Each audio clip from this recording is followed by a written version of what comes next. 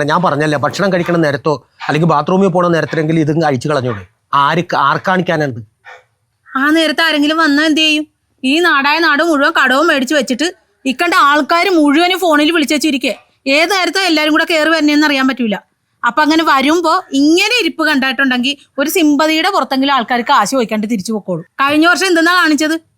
ബാങ്കില് ജപ്തി നോട്ടീസ് വന്നപ്പോ നമ്മൾ എന്താ ചെയ്തത്? ആയുർവേദ ആശുപത്രി പോയി കിടന്നായിരുന്നാ കുഴിച്ചിലും പിഴിച്ചിലുമായിട്ട്. പിന്നെ അവസാനം സഖിയായിട്ട് അവരുടെ പിഴിച്ചിൽ സഹിക്കാൻ വയ്യാഞ്ഞിട്ടാണ് പോകുന്നത്. അതുകൊണ്ട് ഒരു 3 മാസം അവധി കിട്ടിയ ബാങ്കിൽ നിന്ന്. അതുപോലെ ആരെങ്കിലും വന്ന് കണ്ടിട്ടുണ്ടെങ്കിൽ ഇങ്ങനത്തെ ഒരു അവസ്ഥയിൽ പൊക്കത്തൊന്നും അല്ല വീണതാണെന്ന് പറഞ്ഞുകൊണ്ട് ഇങ്ങനെ ഇരുന്ന ഒരു 5-6 മാസത്തേക്ക് നമുക്ക് സ്വസ്ഥമായിട്ടിരിക്കാം, കടക്കാരുടെ പേടിക്കാണ്ട്. ആരാണ്?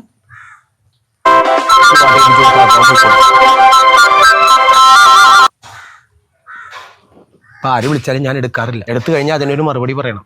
ഒരു പാട്ടാങ്ങാടി കേൾപ്പിച്ചു കൊടുക്കും. അതിലും ഭേദം ആൾക്കാർ വന്നിട്ട് ഈ കോലത്തിൽ കാണുമ്പോൾ അവരുടെ മനസ്സലിഞ്ഞിട്ട് കാശ് ചോദിക്കാണ്ട് പൊക്കോളൂ.